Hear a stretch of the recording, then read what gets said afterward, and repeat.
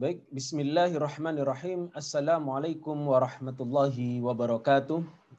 Alhamdulillah. Alhamdulillahirabbil alamin wal aqibatu lil muttaqin wala udwana illa 'alal zalimin. Alhamdulillah, pada kesempatan kali ini kita akan berdiskusi lagi tentang mendiskusikan sebuah buku, yaitu bagaimana memahami hadis Nabi Muhammad SAW pada bab 3, yaitu tentang beberapa petunjuk dan ketentuan umum untuk memahami sunnah an-nabawiyah dengan baik, part 1, bagian 1. Baik, ini adalah isi dari buku tersebut. Ya, ada yang pertama, ada beberapa petunjuk dan ketentuan umum. Petunjuk yang pertama, dalam memahami sunnah itu harus sesuai dengan petunjuk Al-Quran. Sehingga kita tidak mungkin, ya, karena Al-Quran itu kita tidak mungkin memahami sunnah an-nabawiyah terlepas dari Al-Quran. Sebagaimana kita tidak mungkin memahami Al-Quran terlepas dari as-sunnah. Karena sunnah itu Al-Quran adalah huda, yaitu petunjuk linnas, sedangkan as-sunnah adalah bayyinatim minal huda wal furqan, penjelas daripada petunjuk tersebut. Sehingga tidak mungkin Allah Subhanahu wa taala menurunkan Al-Quran tetapi tidak bisa dipahami oleh bangsa Arab. Oleh karenanya dalam memahami Al-Quran, dalam memahami hadis itu kita harus memahami Al-Quran dan hadis, memahami as-sunnah dalam kerangka petunjuk Al-Quran. Seperti itu. Baik, berikutnya, oleh karena itu ketika ada sebuah hadis, misalkan hadis Gharanik, ya, hadis itu berkata, adakah patut kamu wahai kaum musyrik menganggap Allata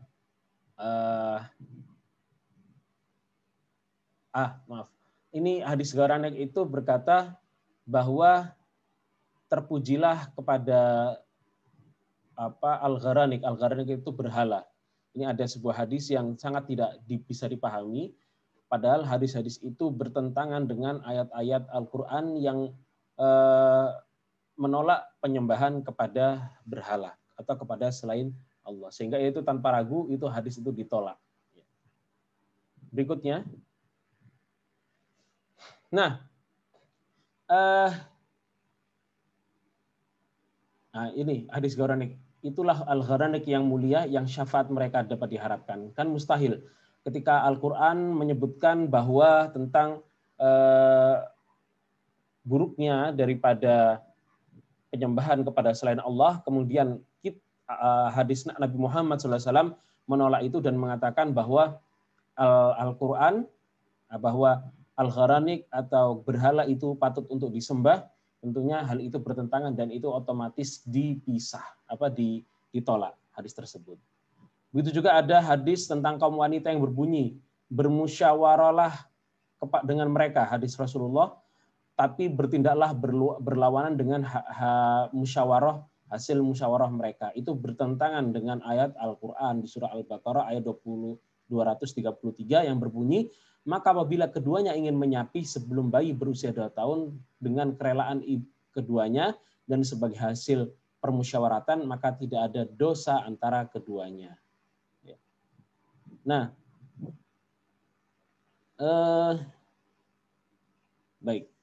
Ini juga terkait dengan firman dari Allah Subhanahu wa taala mengatakan, kebun-kebun yang berjunjung dan tidak berjunjung, pohon kurma, tanaman yang bermacam-macam buahnya, zaitun, delima yang serupa tapi tidak sama rasanya. Ini adalah di surah Al-An'am. Kemudian ada beberapa fuqaha yang membatasi kewajiban zakat terhadap tumbuh-tumbuhan itu hanya beberapa jenis tumbuhan. Ya. Yaitu tumbuhan yang tadi disebutkan, yaitu kurma, zaitun, delima. Padahal bayangkan misalkan perkebunan teh, kopi, apel, mangga, kapas itu menghasilkan uang jutaan bagi pemiliknya. Sedangkan itu tidak dizakati. Tentunya ini tidak bisa dibenarkan. Oleh karena itu Nabi SAW menjelaskan atas segala sesuatu yang diairi hujan 1/10 zakatnya, ya, atau tidak ada haulnya atau nisabnya, tidak ada kewajiban zakat atas apa yang kurang dari 5 wasak. Ini pendapat lemah, hadisnya lemah. Ya, intinya 1/10 kalau zakat tanaman. Berikutnya. Nah, kewajiban setiap muslim adalah untuk tidak menerima saja hadis yang dilihatnya. Ketika hadis itu ternyata bertentangan dengan Al-Quran, tidak boleh diterima. Misalkan ada contoh hadis ini, al-waidah wal mau'udah finnar. Perempuan yang mengubur dan mengubur hidup-hidup bayi, dan bayi yang dikubur itu ada di dalam neraka. Nah, Yusuf Qaradawi kemudian mencoba membaca hadis tersebut. Dia kira hadis itu dhaif, ya, karena dirawikan oleh Abu Daud, karena ada beberapa hadis di Sunan Abu Daud itu yang tidak sahih, ya. Ternyata hadis itu sahih, ya. Ada juga hadis yang mirip seperti itu juga, al-waidah wal maudah finnar il antudrakal waidah al-islam fatusallim, ya. Bayi perempuan yang dikubur, orang yang mengubur dan bayi perempuan yang dikubur itu di neraka kecuali apabila ibunya itu masuk Islam, mengetahui Islam dan kemudian dia masuk Islam. Nah, ini kan tidak mungkin bayi yang tidak pernah mengetahui Islam kemudian dia masuk ke dalam neraka, ya. Dia tidak pernah mendengar syariat, dia tidak memahami tentang ajaran Islam, tapi tiba-tiba dia dimasukkan ke dalam neraka. Tentunya ini mustahil. Maka ayat hadis ini ditolak. Ada juga yang mirip dengan hadis itu, yaitu hadis ini, ya.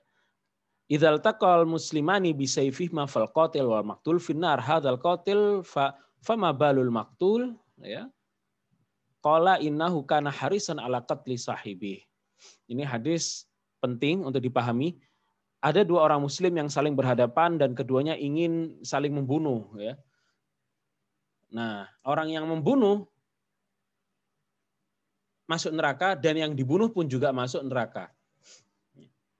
Kemudian ada yang bertanya, kok bisa yang membunuh dan dibunuh masuk neraka? Yang membunuh ini, yang dibunuh kok bisa masuk neraka juga? Karena kenapa? Karena dia juga berusaha untuk membunuh orang temannya yang membunuhnya tadi. Beda kalau menjaga diri, tapi ini terjadi perselisihan dan dua-duanya juga ingin saling bunuh-membunuh.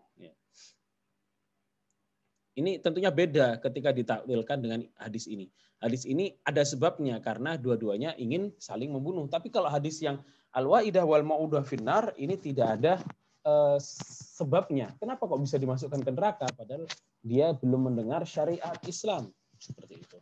Sehingga tidak bisa dibenarkan hadis tersebut. Kemudian ada hadis yang diriwayatkan dari Muslim dari Anas, inna abi wa abaka finnar, ya. Sesungguhnya ayahku dan ayahmu di neraka. Loh. Ayahku Abdul Muthalib dan ayahmu ada di neraka. Ini ketika ada seseorang yang sedih ketika ayahnya itu di neraka karena ayahnya kafir. Kemudian Rasulullah mengatakan inna abi wa abaka finnar. Nah, sekarang pertanyaannya, Abdullah ayah Nabi Muhammad SAW itu kan belum mengenal Islam. Bahkan Nabi Muhammad masih di kandungan, beliau sudah meninggal. Bagaimana mungkin seseorang yang kalau bahasa Arabnya disebut dengan ahlul fatrah itu dimasukkan ke dalam neraka padahal dia belum mendengar Islam. Ahlul fatrah itu orang yang hidup antara kerasulan Nabi Isa alaihissalam dengan kerasulan Nabi Muhammad sallallahu alaihi wasallam. Nah, banyak yang mengatakan bahwa ayahku dalam arti di sini adalah paman beliau Abu Thalib yang membesarkan beliau, yang membela dakwah Nabi Muhammad sallallahu alaihi wasallam, gitu. Bukan ayahnya kandung, ya, tetapi ayah foster father. Ini juga seperti doa Yakub di surah Al-Baqarah ayat 133 ya. Di situ berbunyi, ma ta'buduna min ba'di qalu na'budu ilahaka wa ilaha abaika Ibrahim wa Ismail wa Ishaqa ilaha wahida. Kami menyembah Tuhanmu dan Tuhan ayah-ayahmu Ibrahim, Ismail dan Ishak. Jadi kalau ada ungkapan bangsa Arab tentang Nabi Ibrahim itu kan tentunya kalau misalkan ini anggaplah ini anaknya Ishak, Nabi Ishak misalkan. Ditanya anaknya Yakub ya, ini anaknya Yakub. Qalu am kuntum syuhada id hadara Yaqubal maut. Apakah kamu menyaksikan bagaimana ketika Yakub itu akan meninggal? Qalu ya di ayat ini, na'budu ilahaka. Yakub berkata, kami menyembah ya di ayat yang paling bawah sini ya. Maka anak-anak Yakub berkata, kita menyembah ilahaka, Tuhanmu dan Tuhan ayah-ayahmu ya. Wa ilaha abaika Ibrahim kan bukan bapaknya Yakub tapi kakeknya Yakub. Wa Ismail juga bukan bapaknya Yakub karena dia keturunan yang akan menjadi, jadi generasi Ismail ini akan menjadi bangsa Arab, sedangkan generasi Ishak ini akan menjadi Bani Israel. Sehingga Ismail atau Bani Israel atau Bani Yakub ya. Ismail ini dianggap sebagai bapaknya dari Yakub. Wa Ishak itu adiknya Ismail ya, beda ibu ya. Nah, Ismail kan paman Yakub, namun Al-Qur'an menyebut sebagai ayah-ayahnya. Nah, tidak mengherankan jika Abu Thalib tergolong ahli neraka karena menolak untuk mengikrarkan syahadat padahal dia tahu bahwa Islam itu benar, seperti itu. Nah, sedangkan untuk ayat yang ini tadi, al-waidah wal mau'udah finnar, ini sulit untuk dicari korelasinya dengan ayat-ayat lain, begitu juga dengan ayat Al-Gharanik tadi. Walaupun ayat Gharanik sahih, seandainya sahih secara periwayatan, tetapi secara konten tidak bisa dibenarkan. Gitu. Nah, perlunya ada penelitian seksama terhadap keberlawanan suatu hadis dengan Al-Quran. Ini harus kita teliti. Jadi kalau kita temukan ada hadis yang bertentangan dengan Al-Quran, harus kita teliti. Ya. Tapi nggak boleh macam-macam. Ini seperti orang Mu'tazilah. Orang Mu'tazilah mengatakan syafaat ini enggak logis. Ya. Akhirnya apa yang mereka lakukan? Mereka menolak syafaat. Dan hadis dan ayat yang berkaitan dengan syafaat, mereka tolak. Ini orang Mu'tazilah. Ya. Karena kenapa? Karena begini, Mu'tazilah itu berkeyakinan bahwa kita melakukan ibadah, itu yusabu, itu diberikan pahala, diberikan kebaikan. Sedangkan orang yang melakukan kemaksiatan itu yu'aqab, akan dihukum. Nah, kalau ada syafaat mengakibatkan orang yang tadi bermaksiat itu tidak dihukum karena dihapuskan saja begitu saja dosanya dan dia langsung masuk surga. Nah, ini kan nggak adil. Itu kata Mu'tazilah. Nah, di sini kemudian Mu'tazilah kemudian menolak hadis-hadis tentang syafaat, di antaranya yang seperti tertera di layar, yakhruju qaumun minan nar bi syafaati Muhammad sallallahu alaihi wasallam fayadkhulunal jannah wa yusammuna jahannamiyyin ya. Yakhruju minan nar qaumun bi syafaah ka'annahum sa'arir ya. Itu ada terjemahan di situ, Anda bisa baca. Nah, tapi perlu diingat bahwa syafaat yang ditetapkan oleh Allah Subhanahu wa taala itu pertama, harus ada izin sebelum kepada seseorang pemberi syafaat untuk bersyafaat. Harus ada izin dari Allah ya kepada Rasulullah untuk memberikan syafaat kepada seseorang. Ya. Kalau dalam Al-Quran di ayat kursi bagaimana? Man dzalladzi yashfa'u illa bi'idznih. Siapa yang memberi syafaat tanpa izinnya? Ya. Semua harus berdasarkan izin dari Allah Subhanahu wa taala. Nah, syafaat itu harus yang dimaksud untuk ahli tauhid, untuk orang kafir tidak ada syafaat sama sekali. Ya. Yashfa'u may yasha ya bi ghairi hisab. Baik.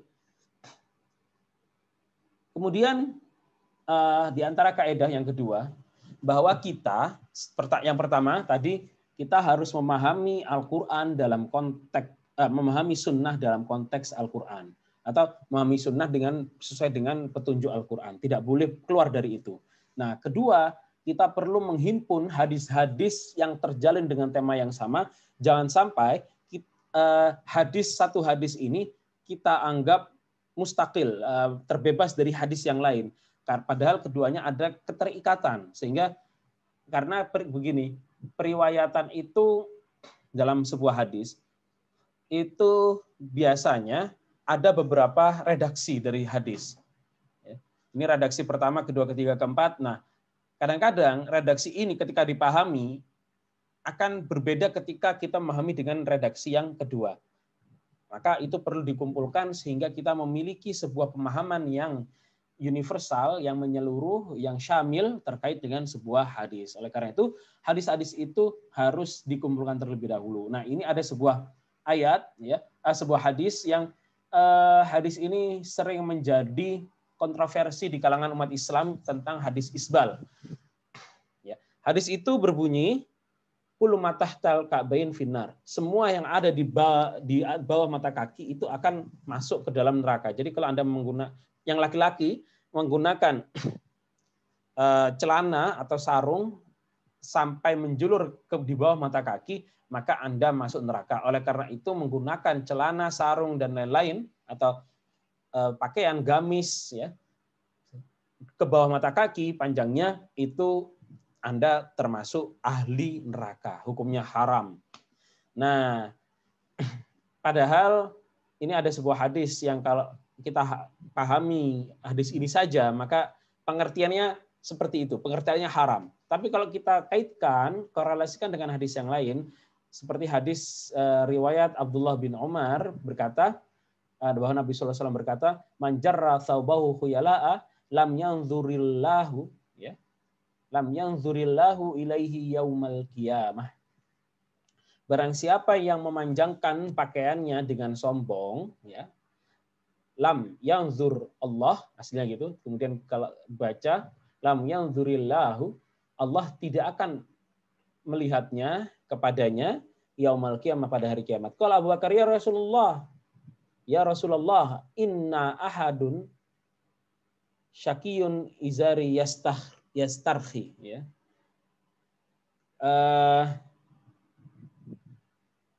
Inna ahada syaki izari yastakhri, ya, yang benar. Sesungguhnya salah satu ujung bagian daripada sarungku selalu menjulur ke bawah. Illa an ata'ahadu dzalika minhu.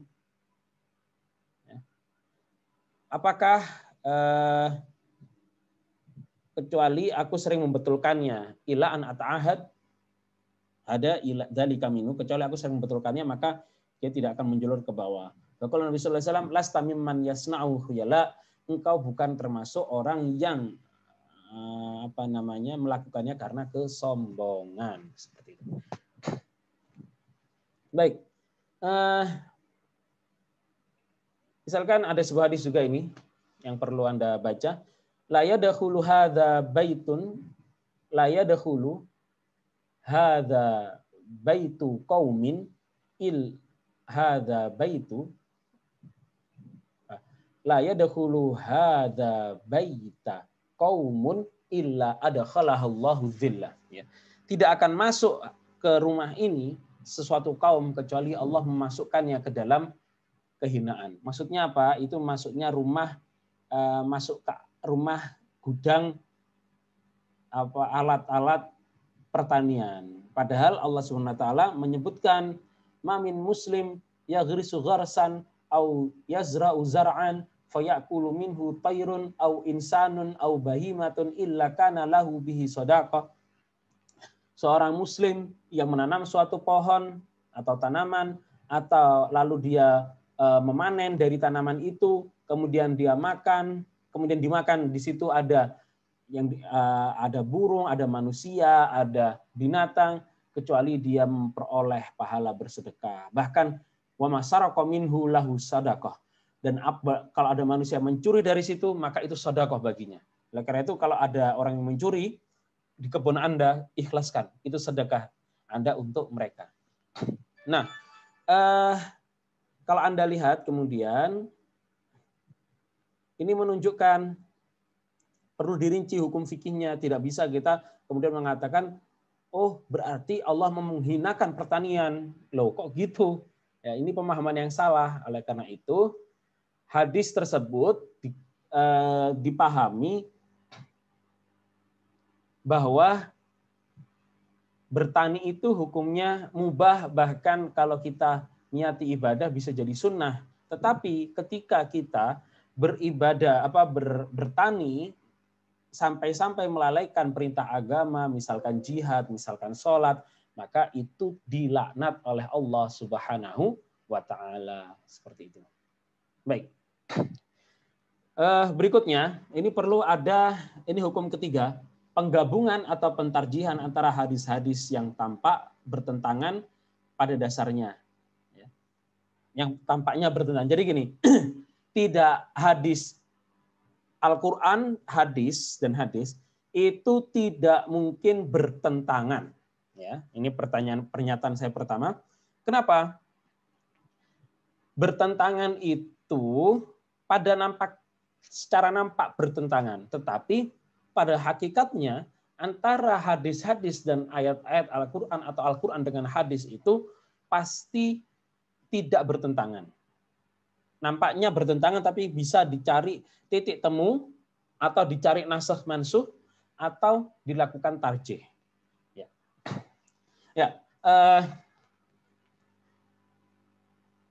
Caranya kalau terjadi kita temukan yang secara nampak bertentangan itu, maka dan itu keduanya kan tidak mungkin dilakukan bersamaan, ya.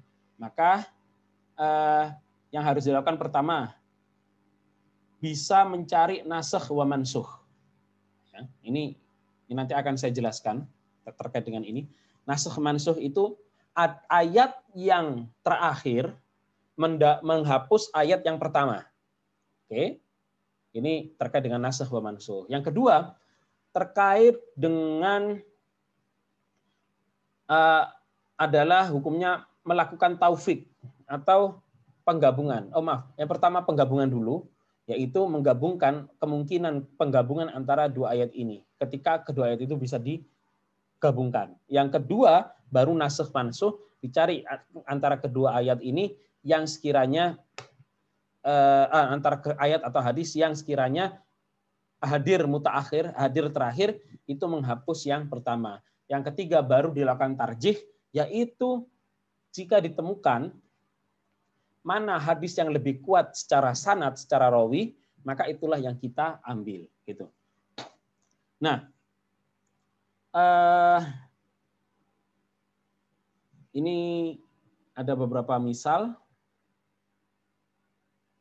Ya. Ada misal tentang nasakh, tentang penghapusan antara dua hadis. Ada sebuah hadis, kuntu nahaitukum an ziyaratil kubur fazuruha. Aku pernah melarang ziarah kubur, maka sekarang ziarahlah.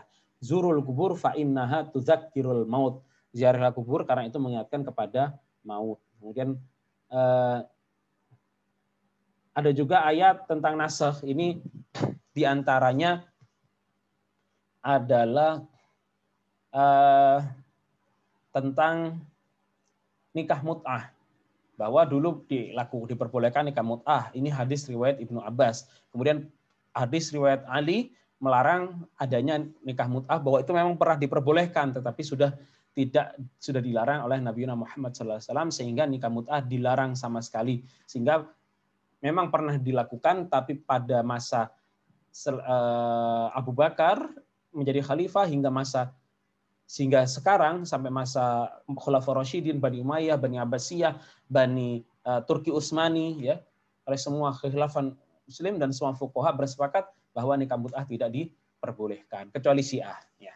Nah, ini hadis tentang azal. Azal itu terputus, senggama terputus, yaitu azal. Nanti Anda bisa browsing apa itu azal. Saya tidak perlu menjelaskan di sini. Ya. Ada hadis ini Anda bisa buka juga. Hadis tentang azal ini di Bulughul Maram, itu ada beberapa hadis yang bisa Anda lihat di situ. Ada hadis kunna na'zil al ahdi Rasulullah sallallahu alaihi wasallam wal Qur'an yanzil. Kita melakukan azal waktu itu. Tidak ada larangan dari Nabi Muhammad sallallahu alaihi wasallam. Tapi ada hadis yang melarang, ya, mengatakan dzalikal wa'dul khafi wa hiya idzal mau'udatu su'ilat. Bahwa azal itu adalah mengkubur anak bayi yang samar-samar.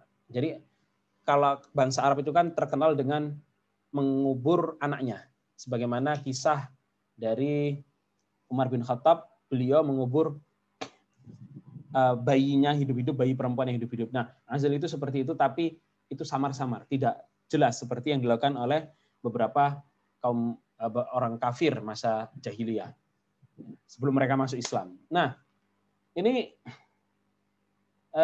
akhirnya disimpulkan oleh para fuqaha bahwa azal itu boleh kepada wanita merdeka asalkan itu dengan izin dan kerelaan wanita itu.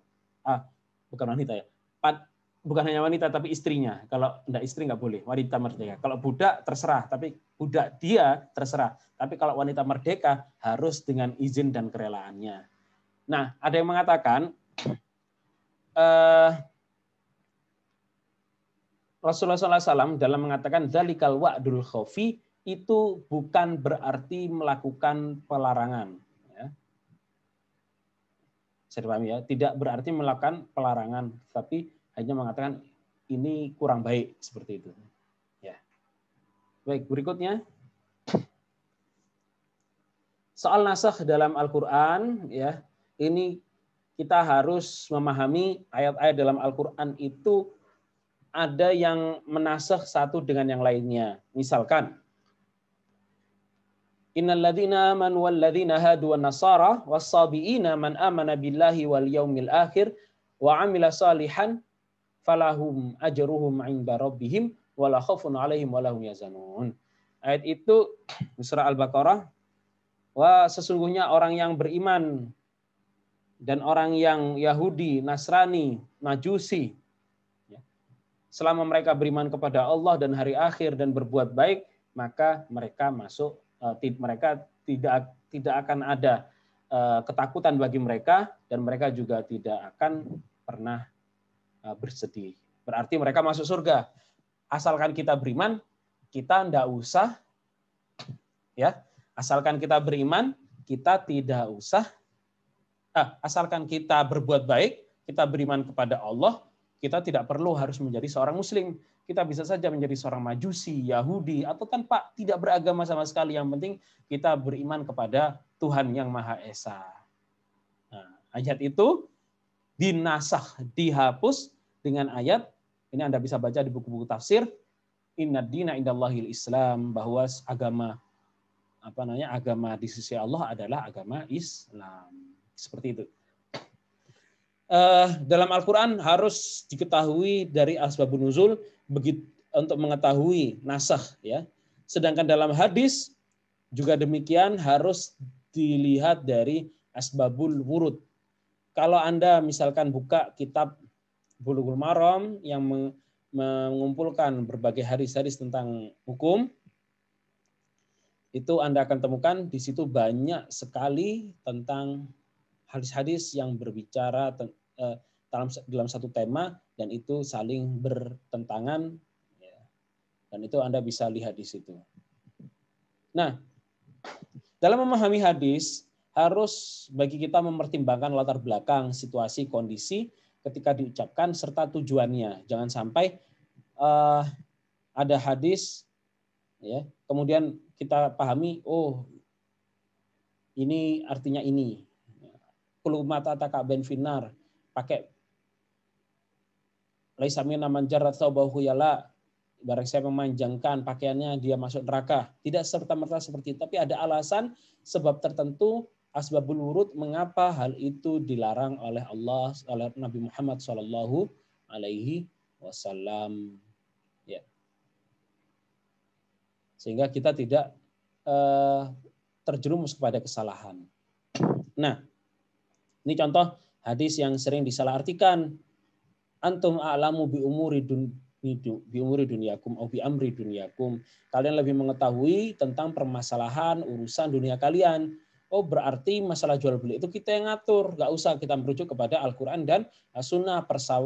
Persewaan, pergadaian, jual beli itu semuanya urusan manusia. Tidak seperti itu, ya. Itu perlu dilihat asbabul wurud dari kisah mujmal dari hadis tersebut. Ya.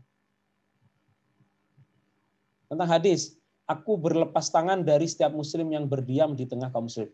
Ana bari'un min kulli muslimin yukimu baina adharil musyrikina la tatara'i narohuma.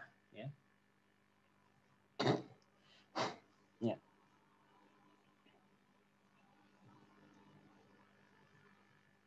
Aku berlepas diri dari setiap muslim yang hidup berdiam diri di tengah-tengah orang musyrik. Ya. Tidak jelas api masing-masing dari mereka. Ini maksudnya apa? Jangan dikira kemudian misalkan saya hidup di Belanda misalkan. Itu kan saya di tengah orang-orang kafir. Itu kemudian Anda katakan, oh Anda ini bukan orang mukmin karena Anda hidup di Belanda. Ya. Nggak bisa seperti itu. Ya. Kita harus memahami hadis ini sesuai dengan konteks masa itu.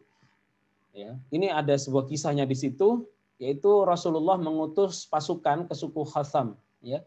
Namun sejumlah anggota suku itu hendak menyelamatkan diri dengan bersujud. Ya. Meskipun begitu, anggota pasukan tersebut tetap saja membunuhi mereka. Ketika Rasul mengetahui itu, beliau memerintahkan untuk dibayar diat saja, denda. Kemudian beliau mengatakan hal itu, ya, kata-kata tadi itu, maksudnya jangan sampai orang-orang mukmin itu bercampur baur dengan orang kafir, sehingga kemudian tidak diketahui lagi mana yang mukmin, mana yang kafir. Apalagi masa itu adalah masa di mana diperlukan bagi umat muslim untuk diketahui. Karena kalau tidak diketahui, nanti terjadi ambigu seperti itu. Sehingga nanti kalau tidak diketahui mana yang muslim, mana yang kafir, akhirnya tidak bisa dibedakan dengan baik.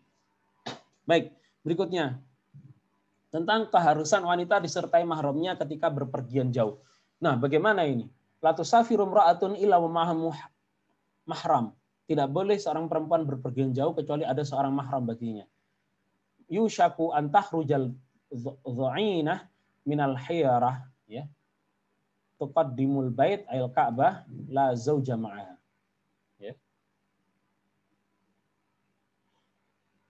Seorang wanita menunggang kuda hijrah menuju Ka'bah tanpa suami bersamanya itu juga tidak boleh.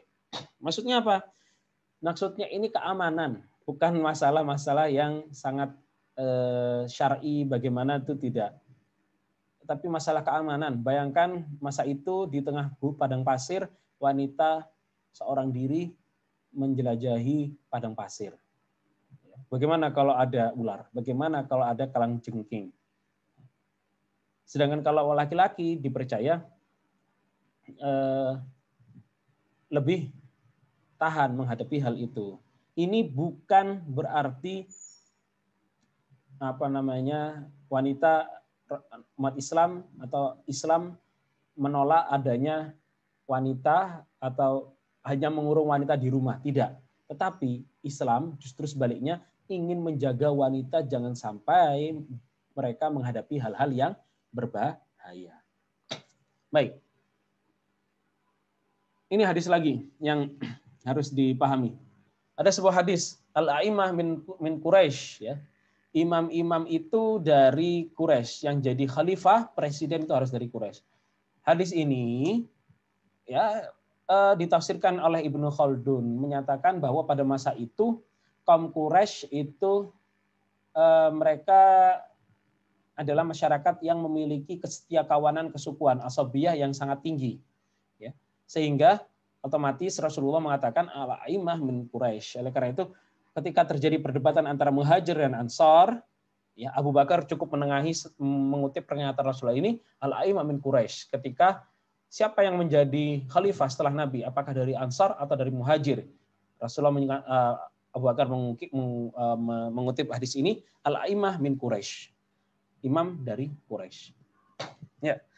Dan begitu juga kalau Anda lihat di kitab Al-Ahkam As-Sultaniyah karya Al-Mawardi, ya, di antara syurutul imam itu adalah harus dari Quraisy. Maksudnya apa? Jadi karena masa itu Al-Mawardi hidup pada pemerintahan Bani Abbasiyah, sehingga otomatis dia akan menulis salah satu syarat imam adalah dari Quraisy. Nah, seandainya hidup di zaman sekarang, ini sudah sangat tidak relevan sekali. Ya, sehingga ini bukan menjadi sebuah patokan, hadis ini menjadi patokan hukum. Ya. Karena kalau tidak demikian, maka kita semua kafir. Ya. Karena kenapa? Kita memilih pemimpin yang non Quraisy. Siapa? Pak Jokowi. Ya. Nah, tapi tentunya, apakah saya memilih Pak Jokowi kafir? Tentunya kan tidak. Ya. Apakah salah? Tidak. Ya. Hadis ini perlu dipahami dalam konteksnya. Baik.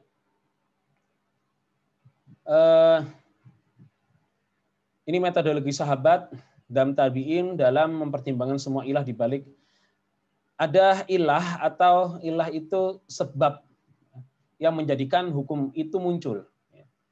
Misalkan mengenai pada masa Nabi Musa SAW, pada masa perang Khaybar, ya, perang antara Nabi Muhammad SAW melawan orang Yahudi, itu Nabi Muhammad SAW membagi tanah Khaybar itu kepada masyarakat Islam karena pada masa itu sangat mendesak sekali. Namun ketika masa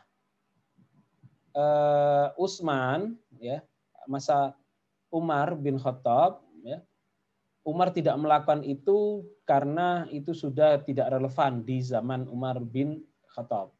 Begitu juga ini ada tentang unta yang terlepas dari tangan pemilik. Kalau pas Abu Bakar dan Umar itu dibiarkan, tapi berbeda kalau masa Utsman bin Affan, ya. Dan yang dilakukan Utsman bin Affan itu pun disetujui oleh Ali bin pada masa Utsman bin Affan itu diperbolehkan untuk dipelihara. Itu juga yang dilakukan oleh pendapat dari Ali bin Abi Thalib. Kemudian ya. As-sunnah antara lafal dan ruhnya atau pengertian lahiriah dan maksudnya. Perlu dipahami bahwa dalam sunnah itu perlu dibedakan antara lafal, ya, antara pemahaman lahiriah, pemahaman literal, dan pemahaman maksud. Ya, kadang kita berpatokan pada pemahaman lahiriah suatu hadis, ya. Padahal bisa jadi yang kita pahami itu salah. Misalkan masalah zakat fitrah. Apakah zakat fitrah itu harus kurma atau gandum atau syair, ya? Tentunya tidak. Ya. Memang Rasulullah SAW mewajibkan kurma, kismis, gandum, syair. Nah, tapi itu perlu dilihat pada konteks masa lalu. Ya. Orang-orang Arab itu lebih mudah bagi mereka untuk membayar dengan kurma, kismis, gandum, syair ketimbang dengan uang. Nah, pada masa sekarang, ya, ketika Anda bekerja dengan profesi, misalkan guru, misalkan di pabrik sebagai manajer, itu duitnya lebih banyak daripada Anda yang bekerja sebagai petani. Sehingga kalau hemat saya, ketika Anda berzakat menggunakan uang, itu justru lebih bermanfaat daripada Anda berzakat dengan kurma seperti itu. Bahkan Rasulullah belum mengizinkan, ya, pengeluaran zakat dengan makanan atau akid, yaitu susu yang dikeringkan, ya, atau yang dikeluarkan lemaknya, itu diperbolehkan untuk suku-suku Badui yang hidup di pinggiran seperti itu. Baik, ini untuk bagian pertama. Nanti akan kita lanjutkan di bagian kedua. Ya, silahkan Anda lihat di video berikutnya. Terima kasih. Nasrun minallah wa fathun qarib wa basyiril mu'minin. Wassalamualaikum warahmatullahi wabarakatuh.